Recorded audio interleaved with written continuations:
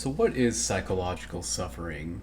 This is a good place to start with our discussion on awakening, because this is often the origin point with which we start to look into deeper answers regarding our existence, life, death, aging, illness, and so on. Within Western societies and most parts of the world, we commonly think of psychological suffering as a set of mental conditions that cause clinically significant distress in varying areas of life, which may be social, occupational, or within adaptive functioning. These might be mental health disorders such as PTSD, depression, anxiety disorders, and so on. However, psychological suffering in this context goes a little bit further.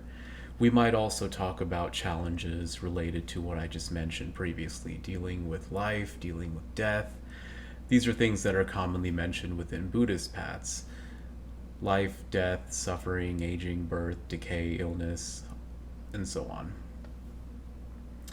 Oftentimes, these issues arise when someone gets an initial glimpse into the facade that our minds create in terms of who we are, who we think we are, and what kinds of things we should be achieving in this life.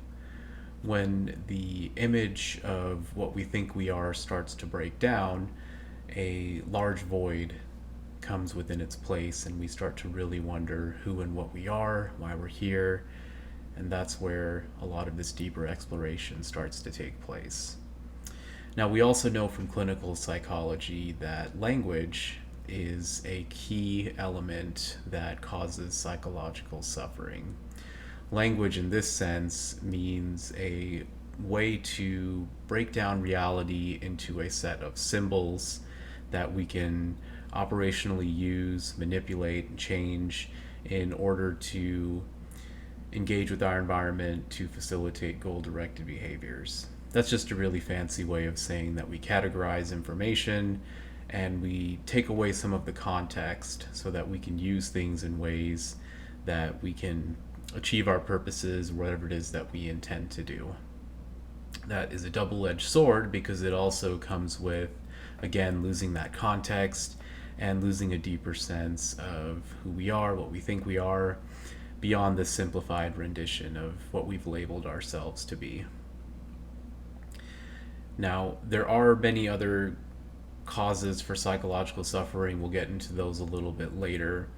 Most important here is that there is also a way to put an end to psychological suffering. There are actually several different ways to do this. The two primary paths that things break down into involve a knowledge base and also a practice base. Putting both of these together is the best way to gain the proper insights, knowledge, background, skills, changes in our psychological functioning so that we can attain awakening and put an end to some of these challenges that eventually come up for all of us in life. The ways to actually do this, again, we'll go over those in later videos. This is kind of an overview at this point. But in a general sense, we might look at different spiritual paths for answers because we're reaching a territory here where science doesn't really touch on the basis of awakening. And that's not because science is inadequate, it's more so that our knowledge base and our research base is still relatively new in terms of looking into some of these deeper concepts that have, at least for the most part, originated with Eastern philosophies.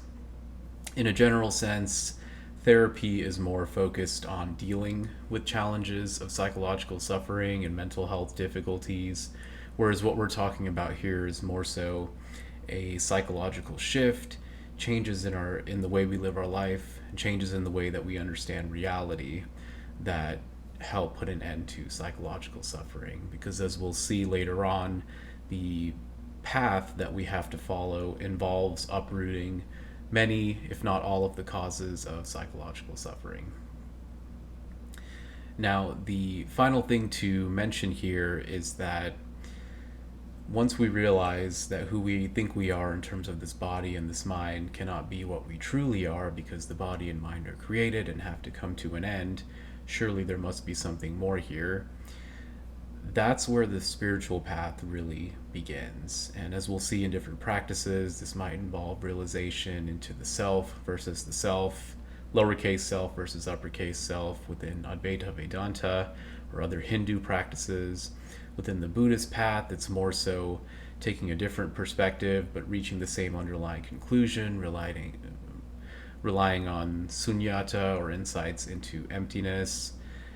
There's also some topics to discuss within Taoist philosophies, within some of Meister Eckhart's teachings, many other categories of spiritual practices, but they all ultimately hone in to the same final realizations regarding what I term as ultimate reality, or the reality that exists beyond all of the things that are conditional, or what we might even call objective reality, the type of reality that science or physics tends to study. All of these are impermanent, which was well noted by Buddhist teachings. And since they are impermanent, they cannot be something that we can fully grasp onto, because they will ultimately let us down if we cling on to something that's ultimately going to change. So we'll go ahead and leave it at that for this basic introduction video. In short, what we're talking about here is psychological suffering.